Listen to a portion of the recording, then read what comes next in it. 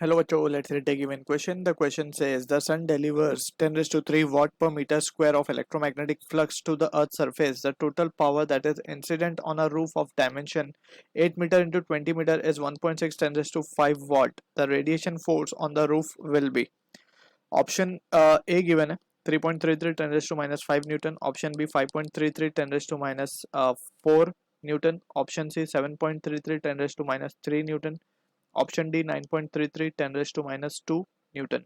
So to understand this question, we need to understand about the concept of momentum of electromagnetic wave.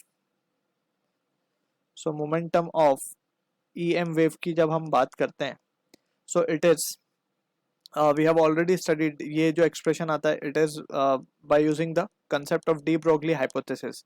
According to him, we can say कि जो भी particle होता है उसके साथ wave associated होती है and that wave has wavelength that is corresponding to lambda equals to H by P, where P is the momentum, right.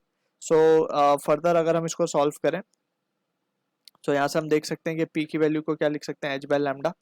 And we have also studied कि जो एनर्जी एसोसिएटेड होती है, एनर्जी क्या होती है basically, इसको हम डिनोट करते हैं you, that is energy of photons. Photons basically क्या है, लाइट के पार्टिकल्स ही हैं, ठीक है ना. तो उसके पास जो एनर्जी एसोसिएटेड होती है वो होती है U equals to h into nu. We have already studied energy associated with photon, this h into nu. So u को हम क्या लिख सकते हैं, h nu को लिखा जा सकता है c over lambda, right.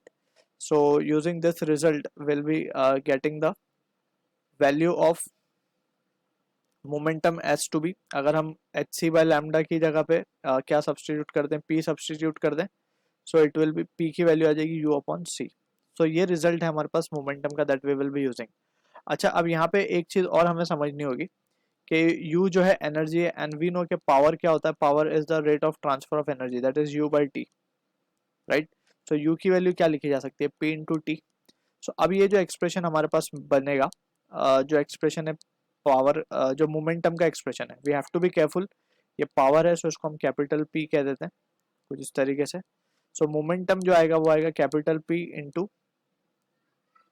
T divided by, यहाँ पे वैल्यू आएगी हमारे पास C की, राइट. अब हमें चाहिए रेडिएशन फोर्स और हमें पता है कि rate of change of momentum is nothing but force, right.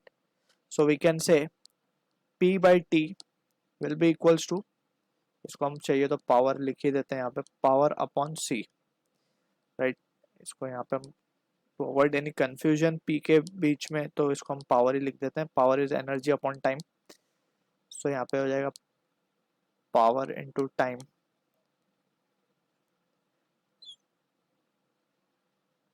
Right. So ये बचेगा. अब P by T is nothing but it is the rate of change of momentum is nothing but the force. अब हम इसको क्या बोल रहे हैं, बेसिकली फोर्स हमें क्या मिल जाएगा, force will be power upon C. Power हमें गिवन है 1.6 10 raised to minus 5 watt divided by C, that is the speed of light, that is 3 into 10 raised to 8.